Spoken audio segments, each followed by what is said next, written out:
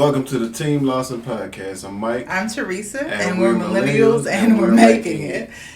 On our podcast, we discuss all issues that meet within the intersection of millennial marriage and special needs parenting. Was it hard, babe?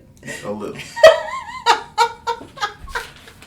We're tired. Just heads up, we're super tired. It's been a pretty long week. It is, yeah. Next time we'll let you know how this week turned out. But it's been a pretty long week. So Today's topic, we're going to be talking about raising a child with autism. And today we're going to talk about the difficult parts, the positive parts, and some of the things things that we wish people knew. So Macy is almost 7 now. She was born in 2013.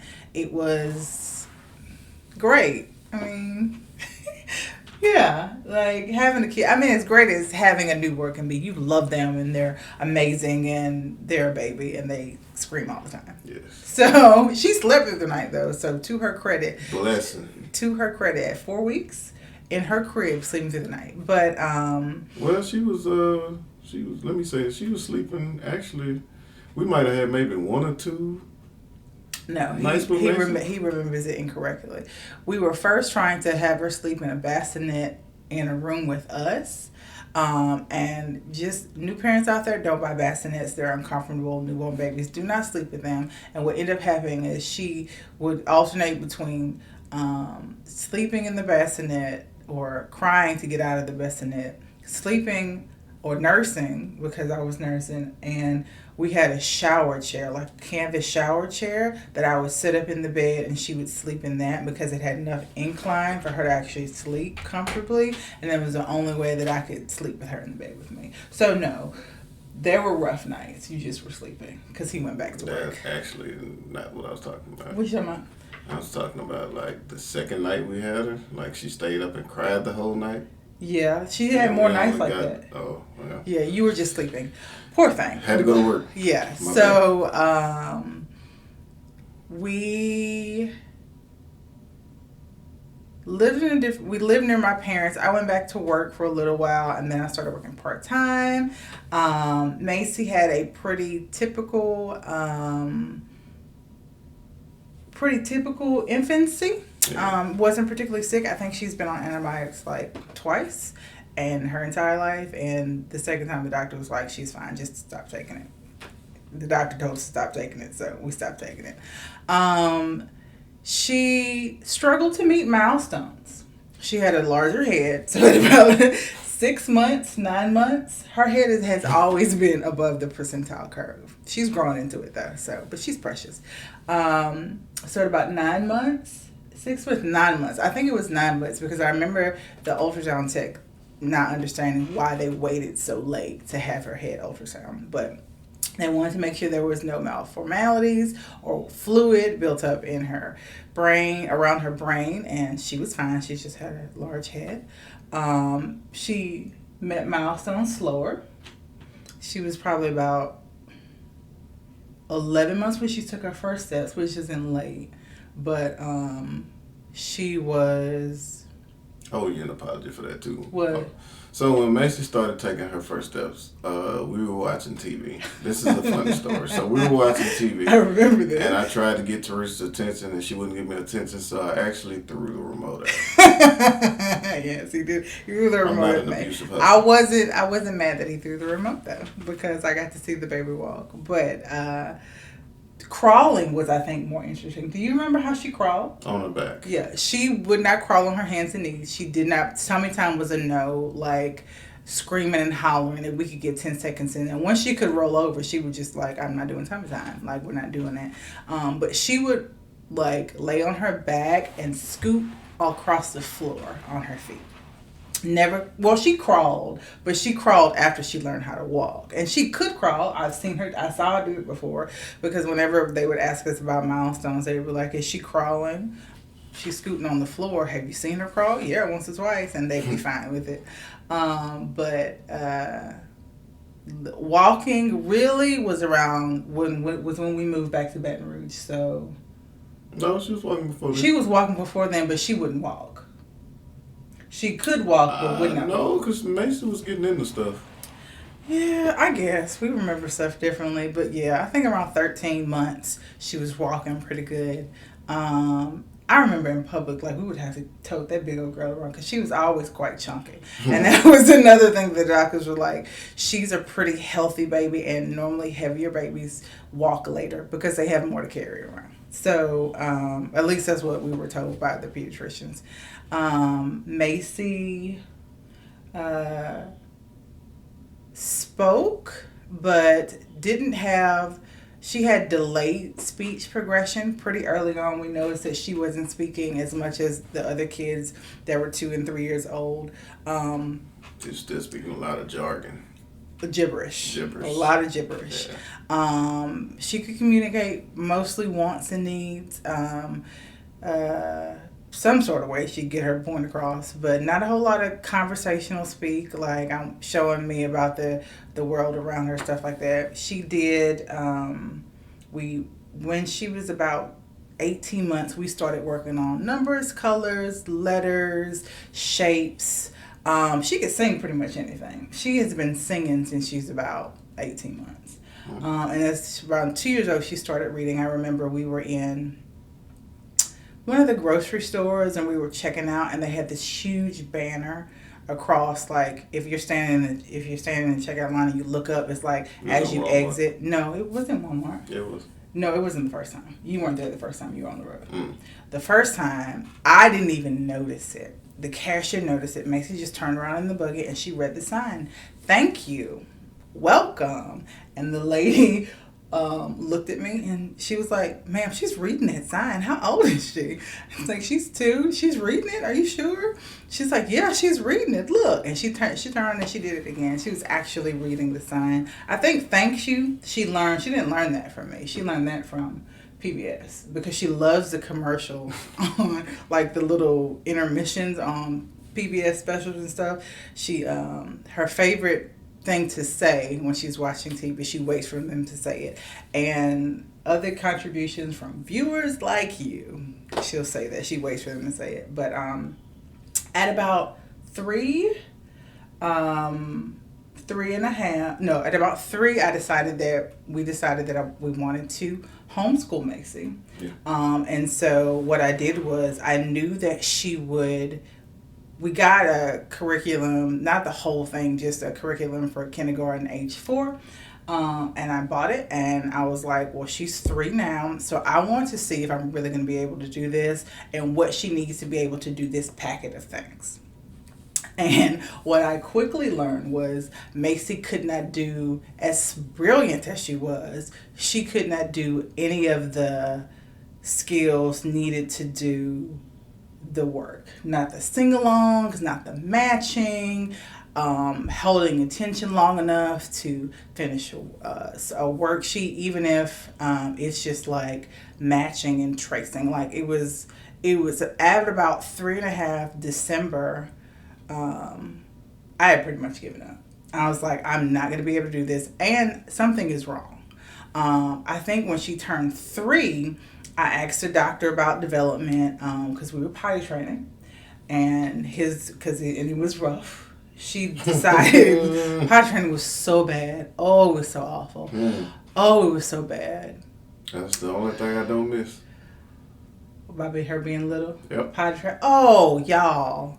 Oh, it was so bad. Potty training was traumatizing. But she decided about 18 months that it was embarrassing for her to have pee and poop in a pull-up or a diaper in front of people, but refused to pee and poop in the potty. And so I had nothing to help. Nothing to help. And so I asked the doctor about that. I asked the doctor about her speech and vocabulary. We'd gone to this doctor quite a bit. And so the thing with Macy was people that she was familiar with, she could kind of converse with in her own Macy way. Mm-hmm. So they were just like, yeah, her speech is kind of a little bit delayed, but you can just go to a speech therapist. She'll be fine. She's young. But like she could not interact with people that she did not know. Like it was just like it was a whole new situation, as if like you were from a different country and spoke a different language. And so the doctor, she knew well, and the doctor loved her. Like he was like, no, she's a good kid. She's fine. Kids don't go to college and pull ups. Her speech will catch up. It'll be fine. I think she's good. She's always been a really healthy baby. She's a really good temperament with people that she knows. So he was just like, oh, she's fine. Well. Meanwhile, let me interrupt, right? Go ahead. Meanwhile, we both had parents that worked with kids that had autism. Right. And so... My mom was a para for almost 10 years in an autistic classroom. And my mom worked for Head Start, so she often got some autism kids. But I think my mother was trying to tell me in a manner where I didn't get offended, but I still got offended when she finally said she may have it. So, because this is new to me. You got offended for a while with people that said she was autistic. Yeah. I knew at 9 months when she was scooting on the floor. I asked my mom, because she worked in a classroom with autistic children. I asked my mom. I looked at my mom. I was like, she does a couple of things that make me wonder. Do you think she's autistic? And my mom she was like you. She was offended. Don't talk about her grandbaby like that.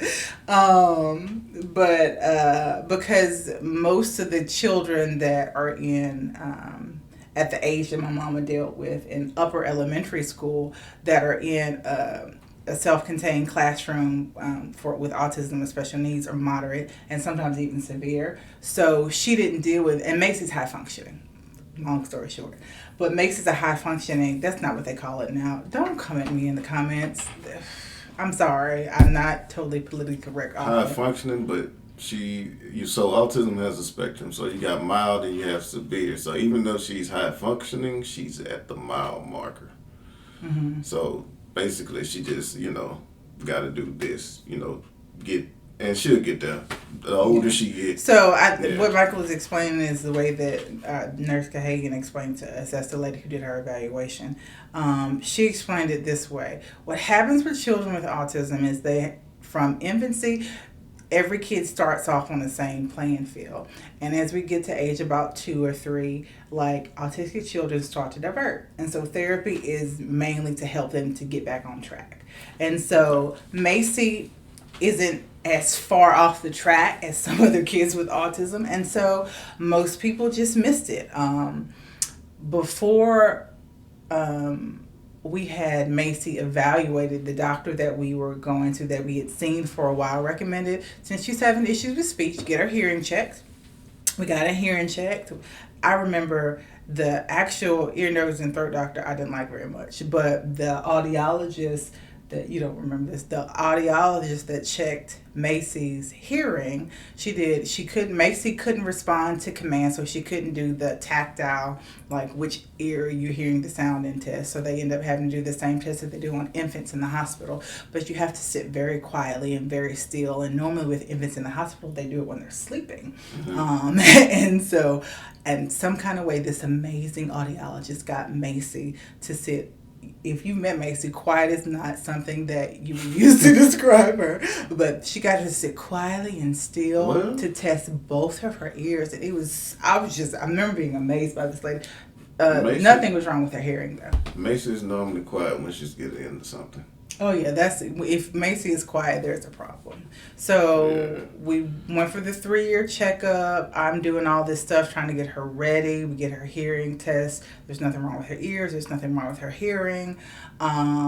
And then finally, I was like, I'm just going to switch doctors. And I asked my sister-in-law for a good recommendation for a doctor. And so she told us her doctor. Now, I didn't know this then, but the doctor that we went to, his wife is a speech therapist who's worked with autistic children for nearly 30 years. And so we go to her 4-year-old appointment. And Macy has always been very well behaved in doctor's offices.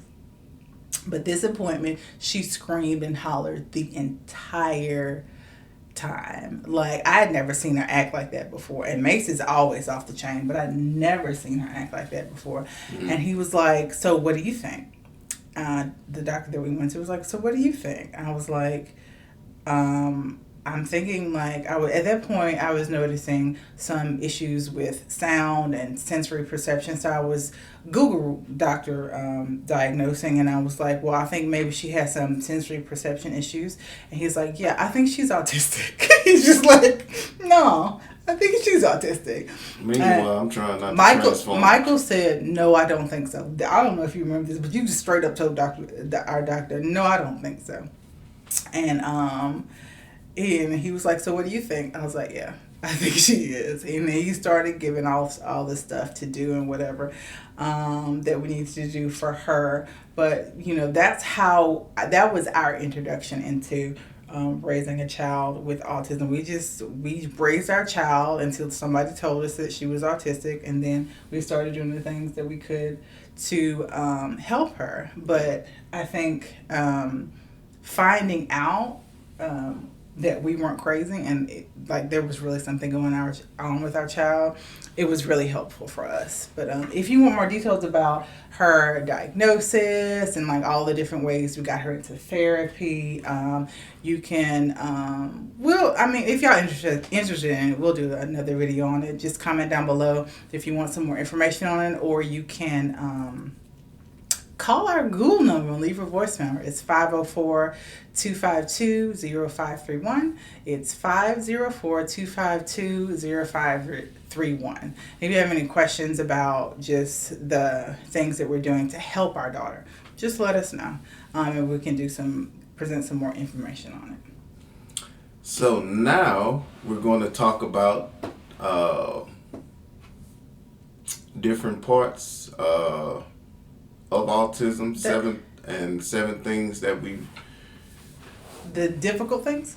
The difficult parts, yes, and the positive parts, and 7 things we wish people know about Macy. Okay, so difficulty. So one of the difficulties in raising a kid with autism can be independence. So meaning giving themselves a bath, brushing their teeth. Personal care, yes. Putting on their own clothes. It's like with most children, around 3 or 4, they start right around the time we found out Macy was autistic. They start being more independent. They're feeding themselves. We were still feeding Macy at 4 and 5 years old. Yeah. And going to the bathroom and putting on shoes and entertaining themselves. Playing with other kids. Yeah. That could be difficult. Brushing teeth. Yes. I think at 2 or 3, they're like, help your kids brush their teeth. How do we help her hold her toothbrush? Can we start with that, please? She works in therapy with putting on shoes. They helped her learn how to pull up her own clothes after she went to the bathroom, all kinds of stuff. So it's like the cumulative of all the things we have to do for her all of the time. Like, she always needs help.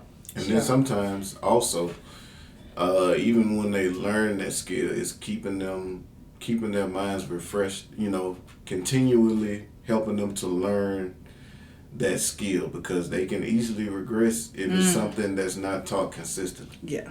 If she, because did we putting on shoes? Putting on socks, Macy. Oh, I remember Macy learned. I didn't know it was so hard, one, to put on socks or to teach someone how to put on socks. Yeah. I didn't know. And then another thing with teaching, making sure that they're doing, because they can get to a point where they get used to you doing it and they don't even want to do it. Right. And I think that's where we are with bathing. She just doesn't want to. Yeah, so. But we were like that with socks too, and she puts on socks. That's what I'm saying. Yeah. So, another thing is childcare and babysitters, and that's just non-existent. Around the time where I decided to homeschool, I was also looking for like a mommy stay out program for her to have social interaction with other kids. And this is before I knew she was autistic, but I was explaining some of the issues that we had with Macy, calling around to these mommy stay out programs to see if they would be willing to take a child. And this is before we had a diagnosis. And they were just like, no. I don't know if they kind of sensed that there may be some things that we needed to seek evaluation for, but after that, like, there's no after school programs that cater to autistic children. I think there might be one, but I think it's primarily for the kids that go to the program during the day. That's what I was going to say. So basically, if you're in the area where they have autism schools that offer, therapy year-round or summer programs, that's about the best you're going to get for childcare. And there's the one that's in Baton Rouge. I think they have something in Shreveport. I don't think it's year-round, though. The school that our daughter goes to is the first public charter school for children with autism in the entire state. Everything else is private. It normally doesn't last past first grade, and it normally doesn't take Medicaid. So unless you have private insurance to cover it all, it is. We were looking at the different schools we wanted to put her in before the merge go open, and basically we would have had to pay our deductible, and at that time our deductible was $13,900. Now, what I will say is for pre-K education, y'all. What? Well, no, I'm not gonna. I'm gonna wait. I'm gonna wait and say that. What? Go ahead. I'm gonna wait. Okay, no, that's all I had for that one. Another thing that I have is communication struggles. Yes. So, like we mentioned earlier. So, wait, let me say this. Our kid is verbal. She's not considered nonverbal because she can communicate. Like, she doesn't have great communication, but she is verbal. So, just imagine having all of these communication struggles with a nonverbal child, as my husband explaining this. But our kid is verbal. Yeah, so basically, communication struggles is what I'm saying is she can ask for stuff, but she would use, for example, sometimes we make, homemade quesadillas. She calls it power. Yes. You know what I'm saying? Like, I don't know where that comes from. First of all, it took me a month or so to figure out what she was talking about when she started calling quesadillas power, because it's not like we have quesadillas every day. Yeah, and then we got the let's go outside. Like no, she makes that's time to go. Time to go. Yeah, that's what I mean. To go. Some of the things, I will say this though, some of the things she does is actual sign language, because they do teach them. She's in a class with some children who are nonverbal, and so she's there, so she's picking up some of the sign I don't know what this is though. She just made that one up. She's been doing that since she was 2. Maybe she's just telling us to hurry up. I don't know. She's hilarious. The kid is hilarious. Yeah, so what are some other funny things she does? Oh, wait. First of all, when she's frustrated, and this is, at first she was an avoided communicative kid, which meant if she could avoid having to use words, she would. And now it is, I would like to use words, but I do not know what the words to use. Yeah. So I'm going to scream and I'm going to bite my arm. That's always fun. Yeah. In public. But we'll talk about more of that later. You want to talk more about communication struggles? Oh. Now, one thing she don't struggle now, if you mess with her wrong, she'll cut you off. She know how to communicate that well. So, another struggle that we have is going into public places. Yes. When she was younger, the issue that we had was she had more outbursts, screaming. Part of autism is, Macy does not have obsessive compulsive disorder, but a kind of compulsive repetitive behavior. And so one of the compulsive repetitive behaviors that she has is centered around the signs in the grocery store. She wants to go see the dairy sign, the bakery sign, the deli sign. The toys. That's a normal kid thing. But she has to go see the signs. And so, like, while you're grocery shopping, she's yelling at you about seeing these signs. And then, also in the grocery store, because where else do you take a kid? The cash registers. Like, she cannot stand the noise of the cash registers. So anytime you're like going down the aisle and you get closer to the cash register, she would start to scream. She's gotten a lot better about this. And she's gotten older. Another thing was running off. Like, Macy had to be in a buggy in the grocery store. And if there are stores that don't have buggies, I don't take Macy. I didn't take Macy because she would run off. Like, eloping was a thing. She would just run out. And if she could get to the middle of the street, she would run out in the middle of the street. There's only been one time recently. It hadn't been recently. It's been about a year that I lost her in the store. Like, she just literally took off. I was buying her a bicycle, trying to put the bicycle in the buggy, and then I was going to put her back in the buggy, and she was right there, and she just ran. And then I found her, and then I saw my boss. It was just really weird. And then it's her dealing with public places. She's gotten a lot better now, but it's dealing with other people's expectations of how my child should behave in a public space, because, like I said, Macy doesn't have a lot of tics or stems. She doesn't do a lot of rocking or yelling or anything like that. But she does yell. She can't have a meltdown, and meltdowns are not tantrums. Meltdowns are not tantrums.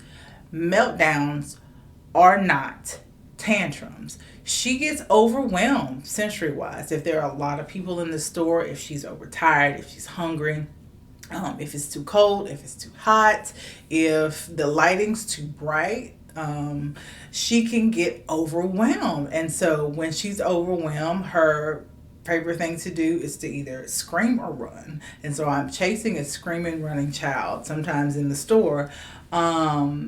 And people don't take very kindly to your child not behaving as perfectly as they can in the grocery store. Also, meltdown could also mean they don't know how to express themselves. Right. That happens a lot with Macy, especially since she's now doesn't avoid communication. She tries to communicate, and we had a conversation the other day. Yes, I have conversations with my only partially verbal child. She talks as much as she can. She was trying to tell me something. Oh, she was trying to tell me what song she wanted me to find for her on the iPad. And I was like, baby, I don't understand what you're saying. And she just kept saying it. And like, she wanted me to type what she said, and I couldn't figure it out. And so finally, it didn't make sense to me. I just typed the words that she said. It was apparently a name of a song that she wanted to listen to. She knew the name of it. I did not. So, shout out to K-Love. But yeah, just having to deal with the expectations of others when you go out in public, when you're trying to manage your child who is struggling. Like, going out in public is not easy for her. She still struggles with eating in public. There are only certain places that we can go, restaurants that we can go to, that she'll actually eat there. A lot of times we just go drive through. I mean, now coronavirus, we just go drive through and come home anyway now. But public is hard. Yeah. But enough about the hard. I got used to it. You really? Yeah. I'll never get used to people looking at me crazy because my child's having a hard time. People can look at us crazy, but they don't understand the situation. Let me tell you why Macy can never go into Whole Foods ever again. So, this was late February, early March, right when policies were changing because of the coronavirus. So, I went to Whole Foods just to, you remember this, right? I went to Whole Foods just to pick up a few things with my 6-year-old. This was not with my 6-year-old. Just to pick up a few things. One of them was in a glass jar. This is important to the rest of the story. So I go to pick up these few things. I get the things, and Whole Foods used to have like the little wagon with snacks for the kids, where Macy would always get a fruit chew. That was her prize for being good in the grocery store. And I noticed when I checked out, there was no wagon. And I kind of paced back and forth. And one of the guys, we go to the same grocery stores every week. They know us. They know Macy because Macy's very vocal. And so he saw me looking, and he kind of gave me this look. I was like, where's the wagon? He said, they took it out because of the virus. And so I just slowly started walking for the door, and Macy realized that we weren't getting a fruit chew and proceeds to freak out, like screaming. And now this was a tantrum, screaming, and it may have been meltdown. I can't give her that because it was the last shop at grocery store, and after she was tired. She didn't understand. She didn't understand. And I couldn't. Once she's upset, I can't explain it to her because communication is hard, but also understanding communication is hard. So I mean, she's crying, and I'm patting her, and I'm trying to explain to her, and she takes that bag of groceries, because I just had one, and she throws it out on the sidewalk. The glass shatters, vegan mayonnaise is everywhere. All the contents are on the parking lot. This nice couple saw me struggling and just picked all the stuff up and put it in the bag, and I just took the bag back in my seat, and I was like, look. And Macy is still screaming at the top of her lungs at this point. I was like, look. Can I just do this bag over again? Because my kid is upset there's no fruit juice. And they're like, yeah. And I start to walk off, and the lady's like, ma'am, get your kid. So I take my kid, and I'm pushing her to get the few things. Thankfully, they were all in the same section, so I could just get them and go. And I show them, and like, bye. And I'm pushing her out. She's still screaming. A lady stopped her. She's like, I just want to tell you, ma'am, you're doing such a good job. You're an amazing mother. It's going to be okay. And I'm like, it's not okay. It's not okay at all. She screamed all the way home, by the way. All the way home, she screamed. And I just, like, that was the last time that she ever went into a Whole Foods. And I'm not taking her again because there's only one Whole Foods in our city. Yes, but enough about the rough things. What about some of the positive aspects? So the positives, my kid is a genius. And he's not just... So, he's not just being a proud dad. She is actually quite bright. And I think one thing people don't often understand is they think about like the Rain Man kind of autism. I'm going to let you talk. I just want to explain this. They think about the Rain Man type of... She's not like that. She didn't have a... Well, sometimes she's a little like that. She's hyperlexic, but whatever. But she...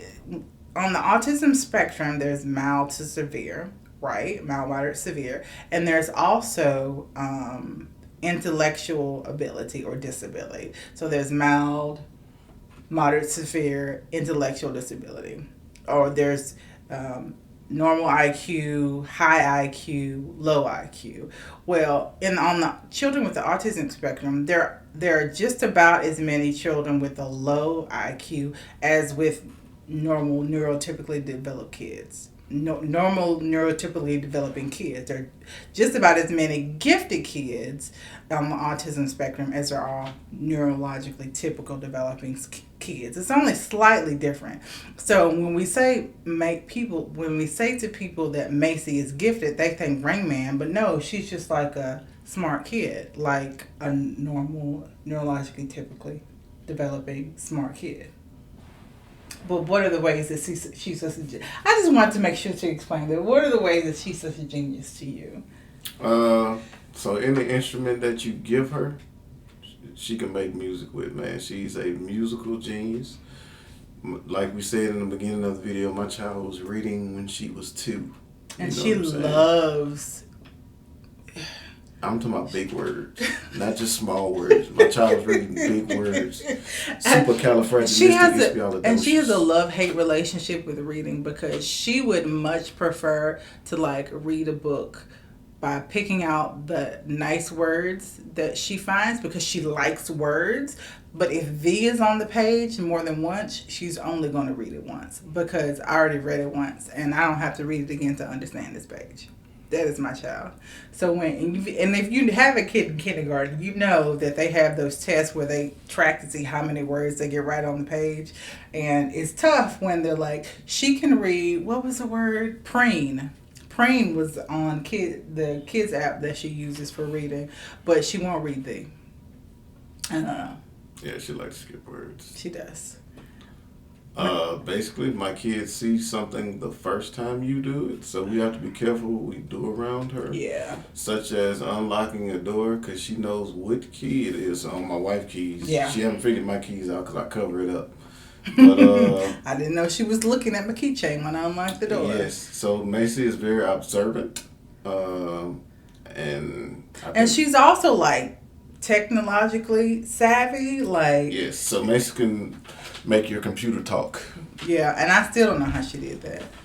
And I know it's not difficult, but like she can use a computer. She can, and we didn't. These are things we didn't teach her. She can use a computer better than most adults. She also can destroy one because after she uses it, I was about to say she could drop a weight from upstairs on it. Yeah, she doesn't control him because after she uses it, she wants to tear it apart to see how it works because cool computer. Another thing about Macy is she's incredibly compassionate. She has a difficult time relating to, especially her peers, in a way that others children can understand because of communication issues and because of socialization issues. She has a hard time, but she's really good at kind of reading the room. Like, she's aware of everybody's emotions. She's aware of who likes her and who doesn't. And adults have a really bad time. There have been a couple adults that may say she's just X'd out because you act like I'm a bother to you, so don't worry about me. I'm fine. She will completely X you off the list, but she's very loving. She used to laugh when people cried for a while, but that was because she just thought they were making funny faces to make her laugh. It wasn't about like I'm crying, I'm laughing because you're upset. She doesn't like it when people are upset. Also, we get to keep our baby snuggles because she still thinks, in her mind that she's. She's like one of those dogs that grows up and still thinks it's a puppy. Are you going to let me finish? Go ahead and finish. Goodness gracious. Why are you whispering? I'm not whispering.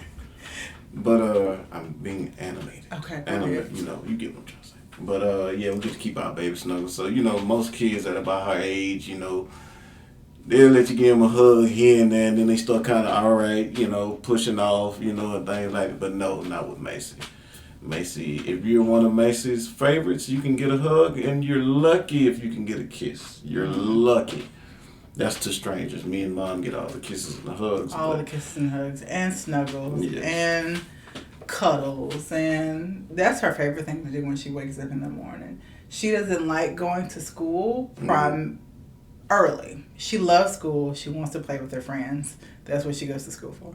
But she wants to be able to climb in the bed with us and just lay down and snuggle for an hour or two before she can go to school. Like, she wants me to be her personal clown. So I have to be her comedian every day. Every day.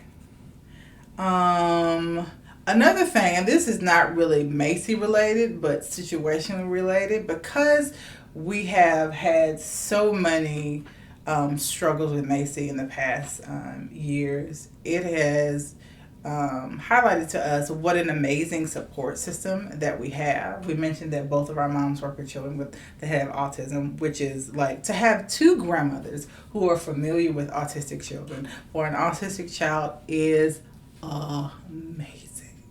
It's so wonderful. Shout out to the grandparents and grandpas. Love y'all too. But not just that, like friends and family members and sisters and brothers, and she has a host of aunts and uncles and her godparents and even her godbrothers and sisters, cousins and stuff. Like, it is a blessing to have family who embrace and accept your child, who help you and understand your struggles. It's been reassuring to us because one of the things that we think about quite often is, well, what's going to happen to Macy when we're gone? Like, it is our hope that she is able to live independently and she gets married and have kids and all of those great things. But it's good to know that if we're not here, she's going to have cousins and honestly uncles and aunts, because she got an uncle that's her age, that are going to make sure that she's okay. Is that it? Oh, yeah. So let's talk about some things that we would love that people understood. You want to go with the first one? My child is not bad. She does not need a whooping. Whoopings do not cure autism. Timeouts don't either. She gets timeouts sometimes, but they don't cure autism. She's just autistic. She's not bad. And she's learning. Yes, she's learning. She's 7. She's 6. She's 6. She's about to be 7 in like a couple of weeks. She's 6 though. And socially, she's probably around age 3 or 4.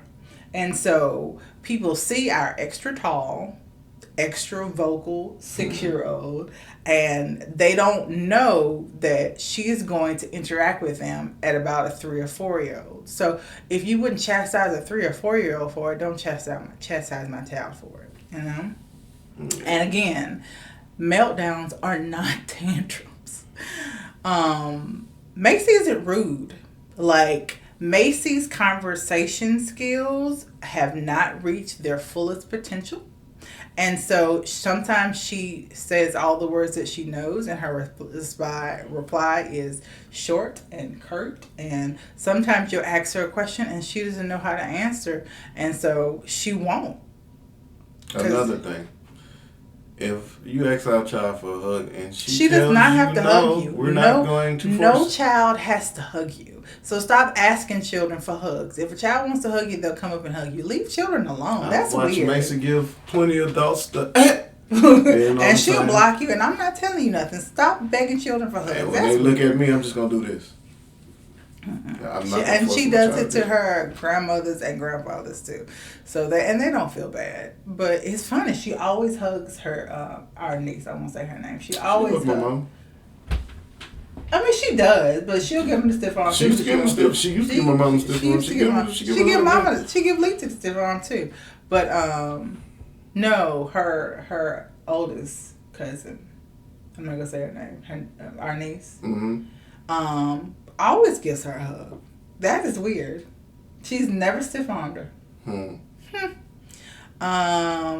Macy is not slow. She understands what's going on.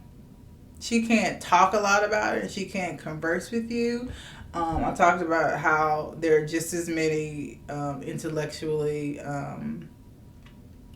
disabled children on the spectrum as there are who aren't on the spectrum. Maybe a few more on the spectrum, but it's not a vast difference. So most of the autistic children that you will encounter, you probably won't know they're autistic right off the bat, and they don't have any intellectual delay.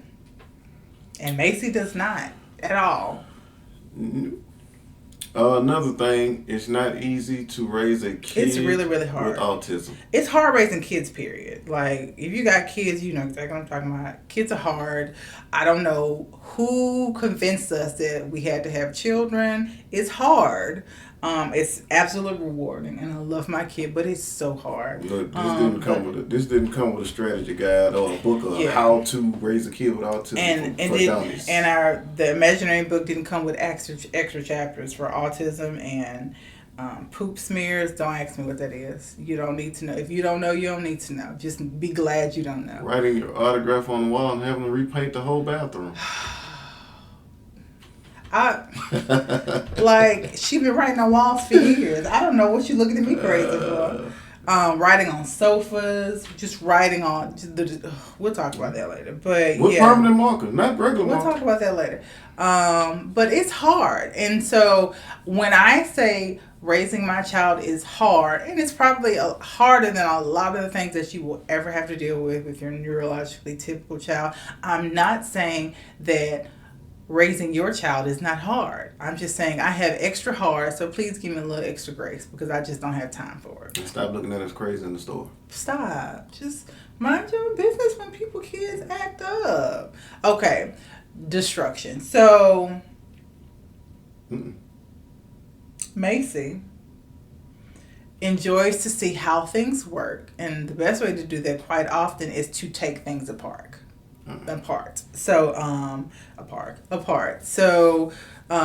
she will completely take things apart. She will put things in microwave, submerge them in water just to see what happens to them. Throw them off the balcony. Yeah, she's just very curious, and she doesn't have a sense of danger. There's no switch that tells her I shouldn't climb on this 8-foot bookshelf when I'm 2 years old because it might topple on me, or there's no strength. There's no hanging off of the balcony. When we moved into our home, we have a split level home. When we moved into our home, we had to threaten her within an inch of her life to keep her from catapulting herself off of the banister, like just things like that.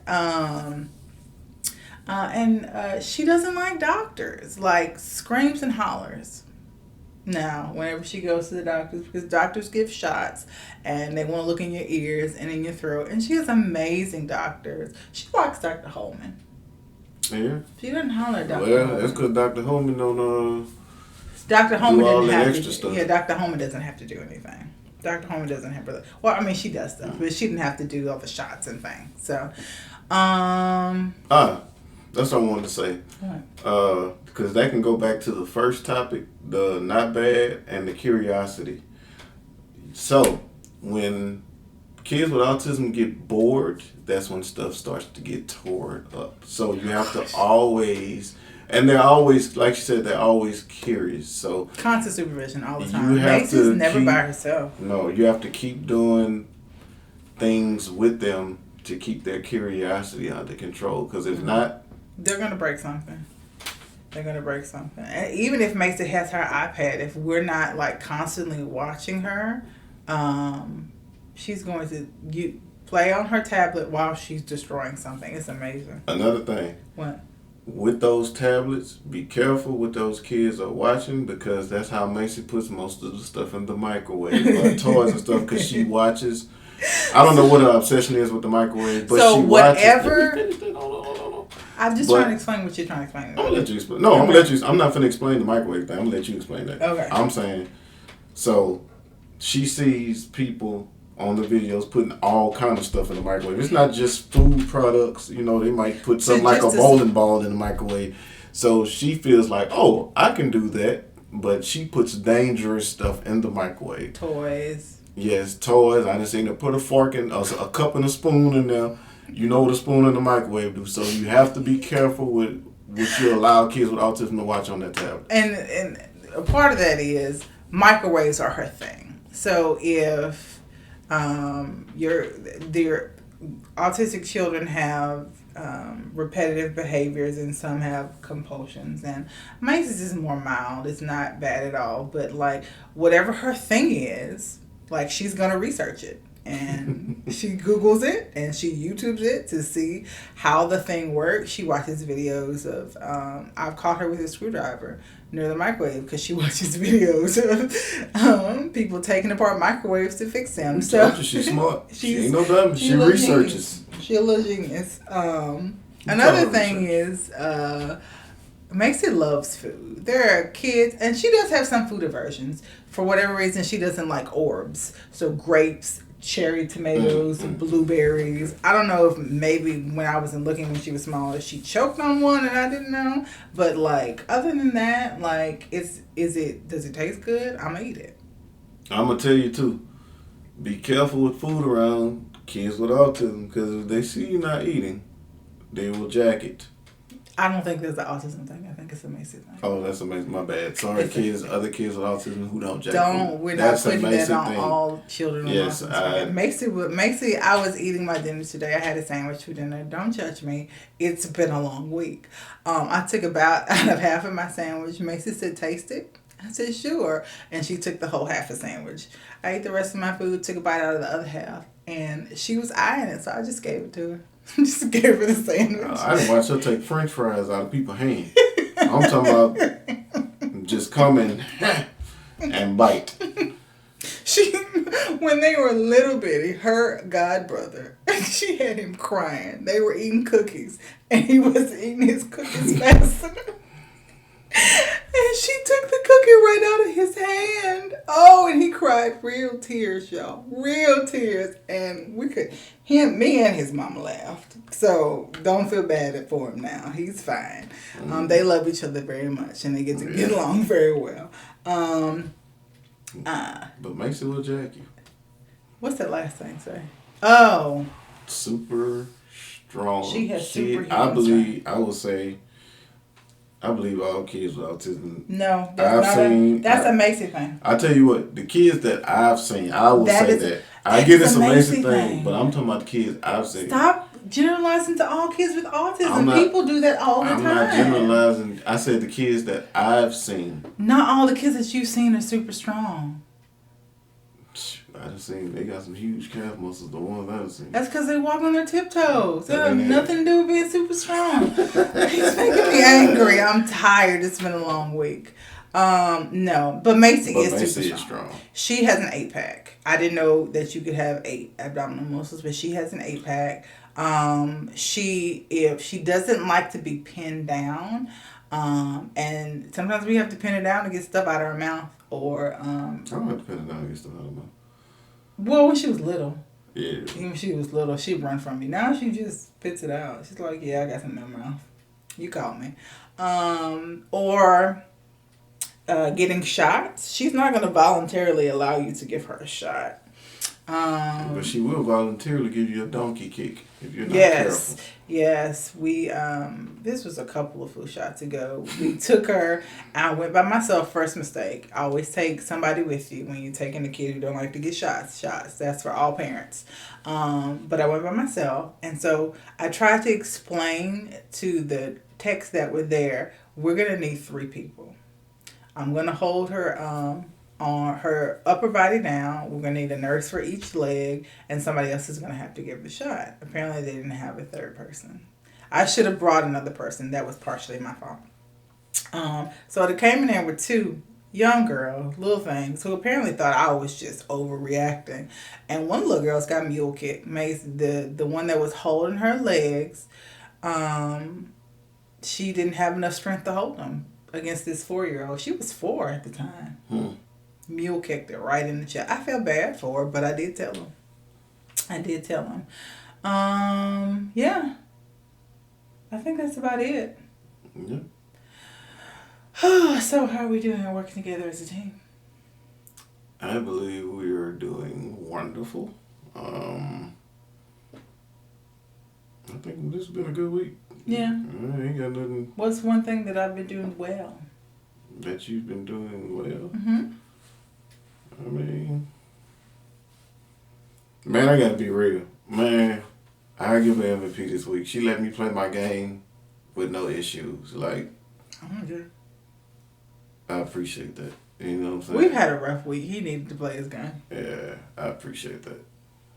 I give it. Just letting me do my thing. I appreciate it. Like, I give you credit for that one. Thanks.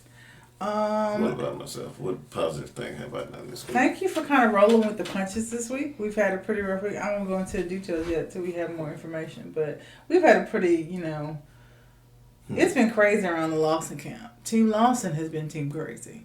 But you've been doing really good at kind of rolling with the punches and being supportive and stuff. I really appreciate it. I try my best. Okay. What's one thing I can work on? I still say patience. You got to pick something different. I don't know. I'm working on it, but you got to pick something different. It's how I go every week. Come on now. I mean, I ain't really see nothing. Michael, I'm not perfect. I ain't saying you're perfect, but you are. You're implying that I'm absolutely perfect. I'm perfect, he says. He thinks I'm perfect. Nah, I ain't say she was perfect. Nah, I give her credit. Well, what do I need to work on? Taking credit and compliments. I'm glad you. So I shoot compliments. So what if they at the wrong time? You know what I'm saying? I love my wife. I love you too. She look good at everything she do to me. She could be writing on a piece of paper. Baby, you look good writing on that piece of paper. You know what I'm saying? I'll do better at taking compliments. Appreciate that. You ready? No. But go ahead. So, we're getting these dinner meal prep I'll take boxes that. in. Yep, You're going to have to start cooking dinner. Yeah. I did it tonight. I appreciate it. You didn't cook my dinner, but, whatever. I told you, when you want me to make your sandwich, let me know. You went there and made your own sandwich. You can't blame me for that. Okay. Well, he didn't make my sandwich. I didn't ask him to, though. Okay. Well, thank y'all so much for watching. This is longer this week, but we had a lot of information we wanted to get to you guys. Don't forget to like, share, and subscribe, and I guess we'll see you next week. And also, don't forget that teamwork makes the dream work. Oh, yeah. Teamwork makes the dream work. Lord, I flipped that and missed that all the way up, but y'all get it. All right. God bless y'all.